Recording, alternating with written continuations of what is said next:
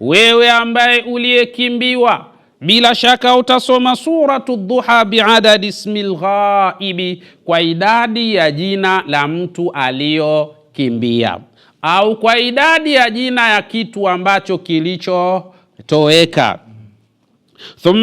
Thumma taqul hadhihi alkalimat, kisha baada ya hapo utasema maneno haya biadadi ismil baladi au alqaryati allati kharaja minha, kwa idadi ya mji au kijiji au kitongoji au eneo la sehemu ambapo alipoondokea mahala hapo biidhnillah subhanahu wa ta'ala. Kwa mfano, kuna mtu yuko hapa Mbagala Kiziwiani, alikuwa anaishi na mkewe hapa, lakini mke akaondoka hapa Mbagala Kiziwiani akaenda imma panapojulikana au akaondoka akaenda pasipojulikana.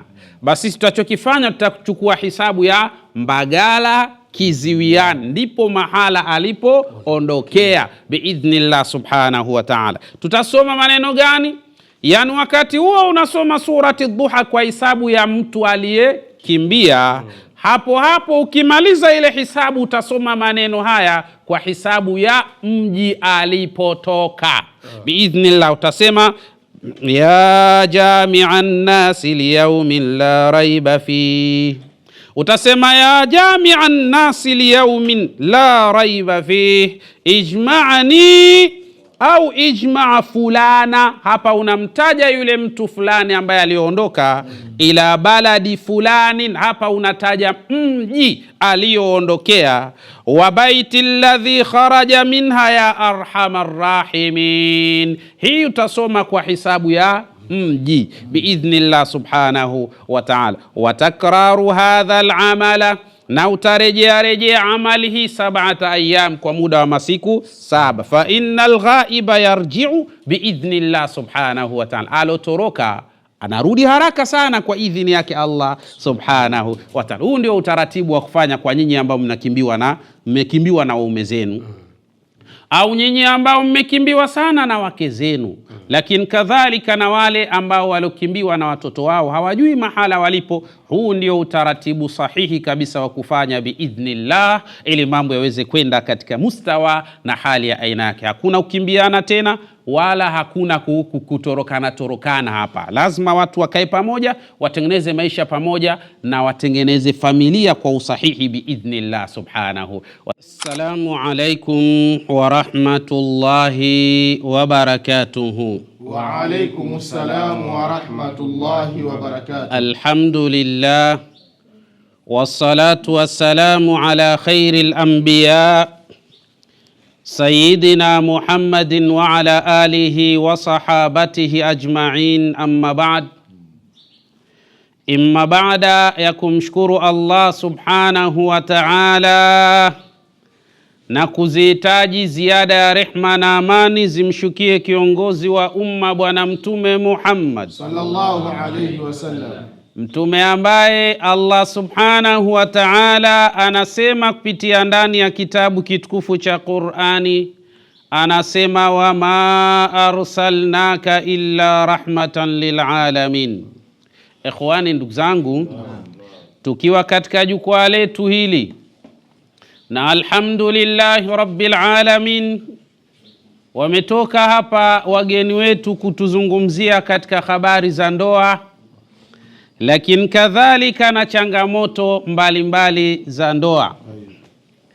Mimi niseme niwashukuru sana wao kwa ujumbe mzito ambao wameufikisha, na inshallah Mwenyezi Mungu ajalie kupitia ujumbe huo uwe ni sababu pia na watu wengine wawe katika hali iliyokuwa sawa sawa. Allahumma amin. Kama walivyojitambulisha, Sharifa binti Manga Suleiman ndio mke wangu wa kwanza.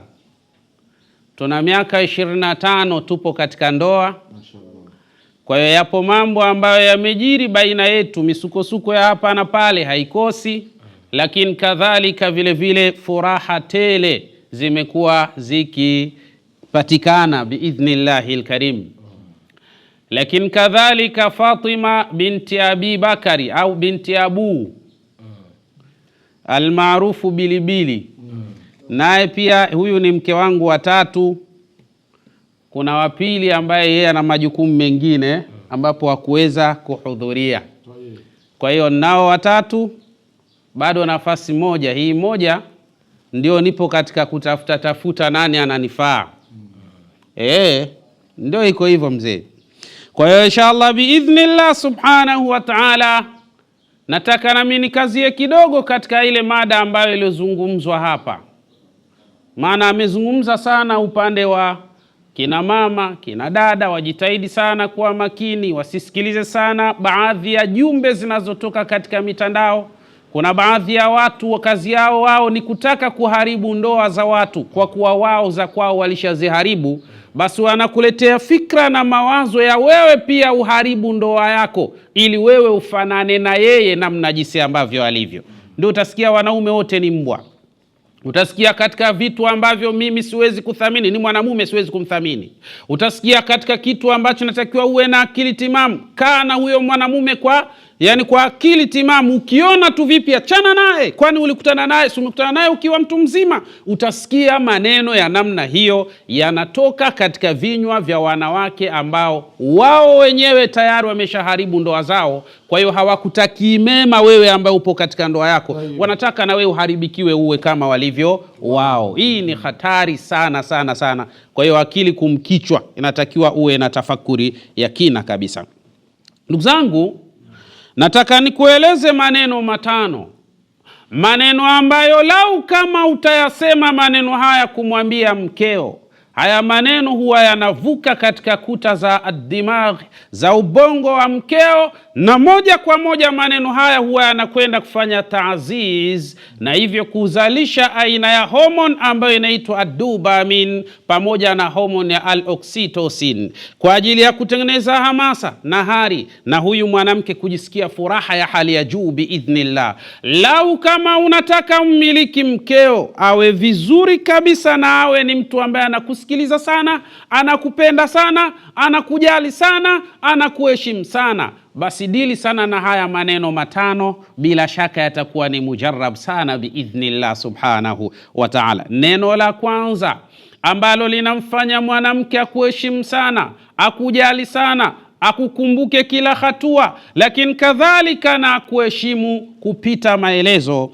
ni pale ambapo unapomwambia mwanamke ana fakhurun bik, kwa maana mimi najifakhiri kwa kukupata wewe. Mwambie mkeo haya maneno, najiona fahari kwa kupata wewe, kwa sababu wewe ni mtu bora sana upande wangu. Sema haya maneno mara kwa mara, mwambie mkeo. Bila shaka tashuruha biqimatiha wa injazatiha. Hili neno litamfanya mwanamke ajione yeye ni mtu wa thamani, ajione ni mtu bora, lakini kadhalika aone kumbe yeye kuwa nawe hajakosea katika hali za namna hiyo. Kwa hiyo mwambie mara kwa mara, ana fakhurun bik, mimi najifakhiri sana, naona fahari kwa Allah subhanahu wa ta'ala kunijalia kukupata wewe.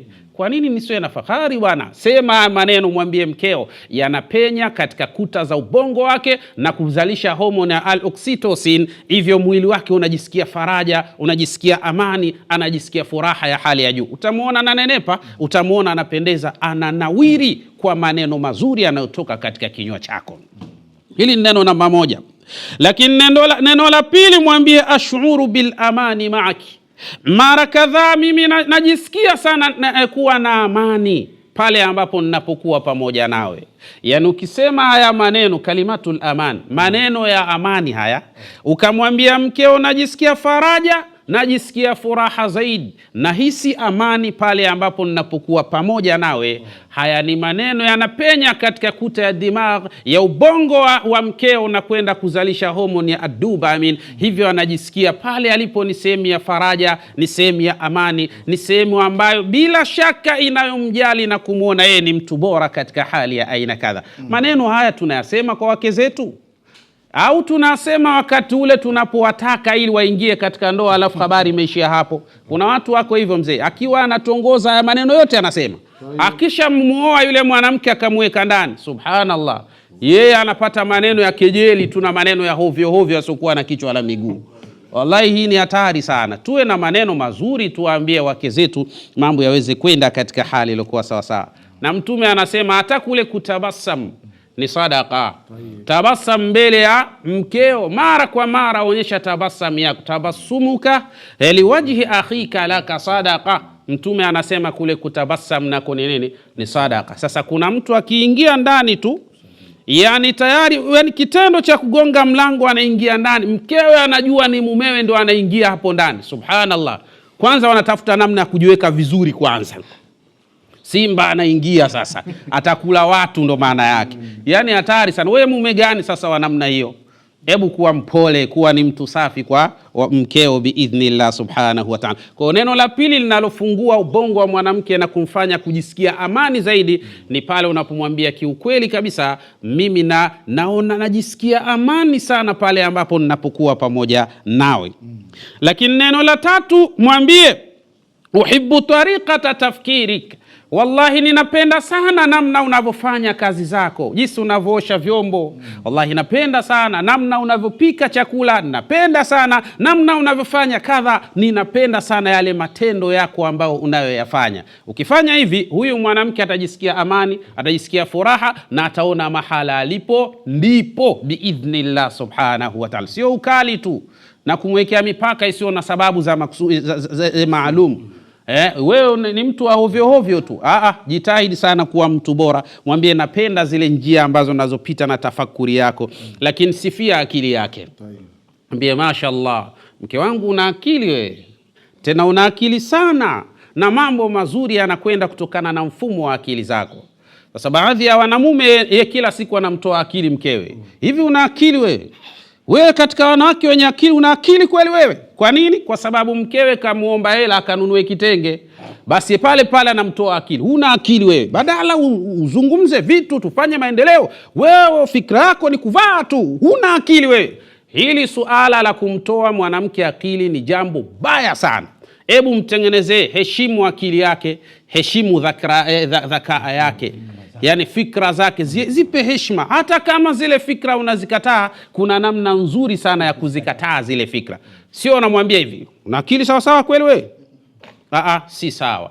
Mke ana maneno mazuri ya kuambiwa yanayofungua ubongo wake na kutengeneza homoni oxytocin pamoja na homoni dopamine, ili awe katika hali ambayo ilikuwa sawa sawa biidhnillah subhanahu wa ta'ala.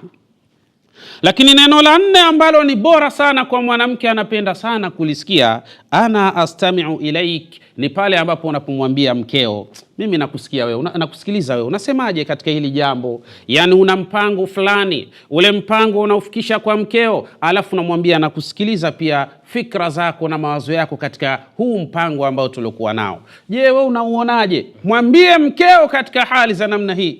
Lakini kuna baadhi ya wanamume wanajazana ujinga. Mwanamke sio mtu wa kuambiwa mipango yako.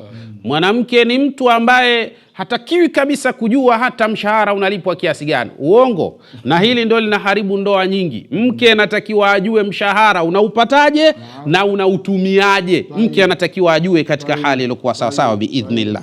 Ana astami'u min ilaik, yani mimi napenda sana na kuachia hili jambo nikusikilize. Unasemaje katika suala hili? Hapa mwanamke huwa anahisi kwamba ameheshimiwa, anahisi amethaminiwa na yeye mawazo yake kuchangia katika jambo fulani katika hali za aina kadha. Lakini suala la mwisho au neno la mwisho ambalo ni zuri sana kwa wewe kumwambia mkeo ni panapomwambia anti jamilatun, wallahi mke wangu wewe ni mzuri mashaallah, unapendeza mashaallah, unavutia mashaallah, na ndio maana mimi nikaja kwenu nikatoa mahari nikaoa kwa sababu we ni mzuri, mrembo, unavutia, unapendeza. Mwambie haya maneno mkeo, ufungue oxytocin katika ubongo wake, alafu uone mwili wake namna unavonawiri na namna anavyopendeza biidhnillah subhanahu wa ta'ala. Acha ukali. Mke anataka maneno mazuri mazuri ili mambo yaweze kwenda katika hali iliyokuwa sawa sawa. Ikhwani, ndugu zangu, namalizia hapa kwa kutazama surati Duha kwa ajili ya kuwarejesha wale ambao wana tabia ya kuondoka. Unajua kuna wanamume anafanya makosa, alafu katika makosa ambayo aliyoyafanya ananuna yeye mwenyewe mfanya makosa. Akishanuna huyo mfanya makosa, alafu anatafuta sababu za kuondokea kwa huyo mwanamke. Hakuna hiyo. Tunataka watu warudishwe haraka sana, waendelee na wake zao na maisha yaendelee biidhnillah. Lakini kadhalika kuna baadhi ya wanawake anafanya makosa. Unajua kuna vitu vinavyoitwa talaubu nafsi katika ilmu nafsi, ilmu ya psychology. Kuna mambo ambayo mtu anayafanya kwa kuchezea akili yako. Ili somo nitalifanya katika jukwaa lijalo.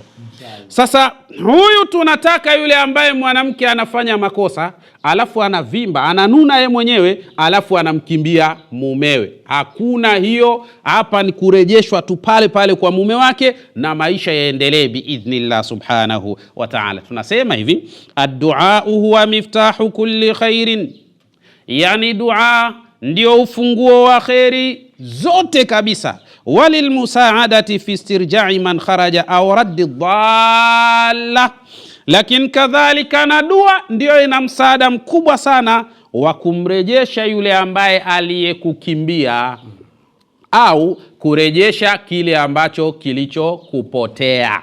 Kwa mfano yani kuna fedha zako au kuna kitu chako cha thamani kimekupotea, hujui kipo mahala gani, basi ukitaka kirejeshwe ni surati Dhuha. Au kuna mtu amekukimbia, awe ni mtoto kakimbia kwa wazazi wake, au awe ni wazazi wamemkimbia mtoto wao, au wamekimbia familia zao, au awe ni mume amemkimbia mkewe, au awe ni mke amemkimbia mumewe.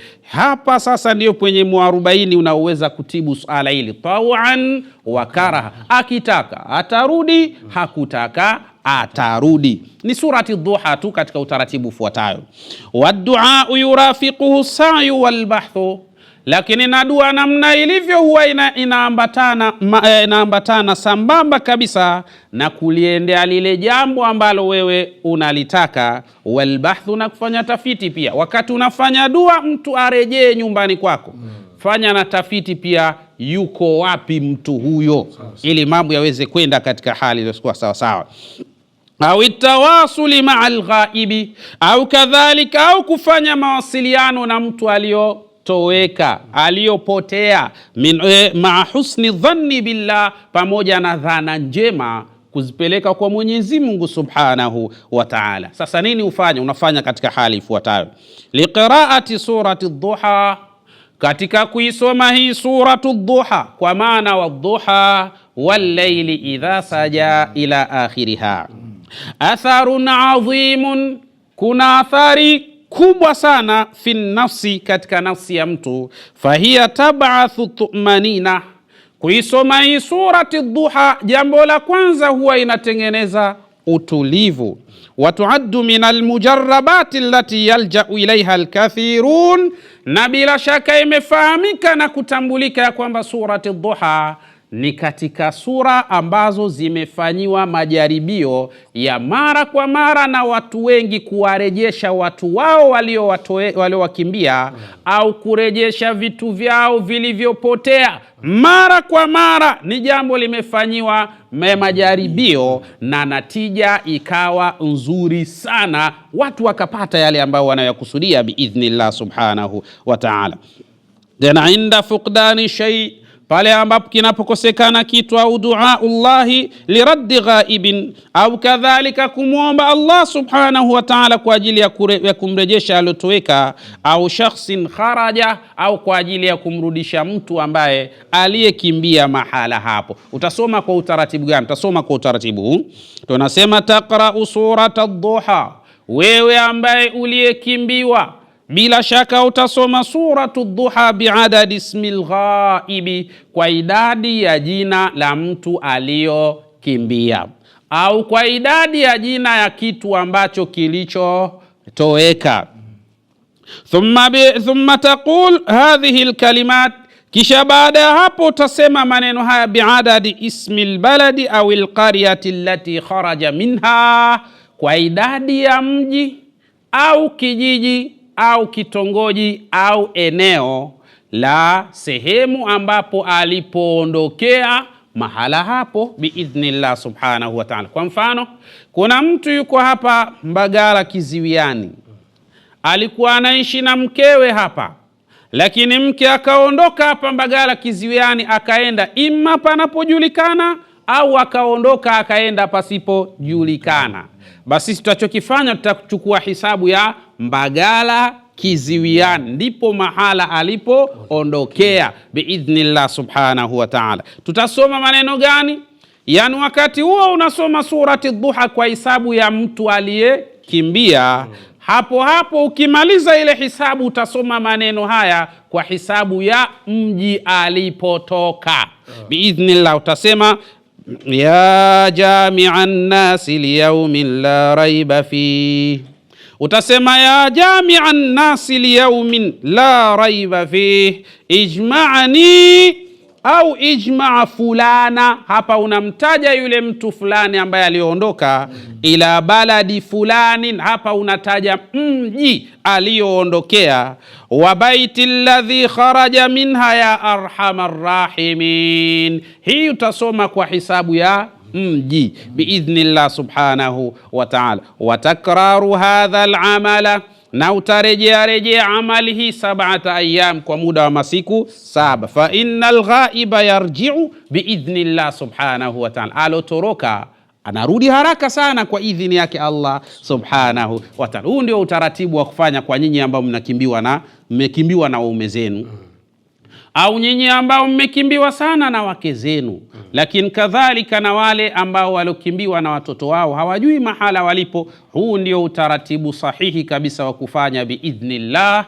ili mambo yaweze kwenda katika mustawa na hali ya aina yake. Hakuna ukimbiana tena, wala hakuna kutorokana hapa. Lazima watu wakae pamoja, watengeneze maisha pamoja, na watengeneze familia kwa usahihi biidhnillah subhanahu wa ta'ala. Ikhwani, ndugu zangu, bila shaka katika jukwaa letu la leo tutakuwa tumeishia hapa, lakini tunayo dawa yetu hii ambayo inaitwa Haqqul Mujarrab. Hii Haqqul Mujarrab ni maalum sana kwa wale ambao wamefanywa masala ya kisihir, masala ya kichawi. Wamekuwa ni watu ambao wamelishwa uchawi kiasi ambacho wana maradhi ambayo yasiyojulikana, na wengine wanayo maradhi ambayo yanayojulikana. Haqqul Mujarrab ni muhimu sana kwa ajili ya tegua matego ya kichawi kwa hurma na utukufu wake Allah subhanahu wa ta'ala. Ewe ndugu yangu ambaye una maradhi mazito, jitahidi sana upate Haqqul Mujarrab. Bila shaka Haqqul Mujarrab imefanya vizuri katika ardhi ya Ulaya, Amerika, lakini kadhalika Afrika humu. Kila kukicha watu wanazikimbilia sana Haqqul Mujarrab biidhnillah subhanahu wa ta'ala, na matokeo wanatupa mazuri mno. Kwa hiyo wewe ambaye pia unasumbuliwa na masala ya uchawi unaathiri mpaka shughuli zako zinakuwa zendi sawa. Uchawi unaathiri afya yako inaharibika. Uchawi unaathiri mahusiano yako yanavurugika. Lakini uchawi unaathiri hata suala la uzazi wako, kizazi chako kimepata madhara. Ni muhimu sana kujitahidi kupata hii Haqqul Mujarrab, jurriba miraran wa saha biidhnillah subhanahu wa ta'ala. Bila kusahau tunayo mkono wa Idi ambao ndio mpango mzima biidhnillah subhanahu wa ta'ala. Kwa hiyo ndugu zangu, insha Allah jukwaa letu la siku ya leo nafikiri tutaishia hapa, ili tujiandae na jukwaa bora lijalo biidhnillah subhanahu wa ta'ala.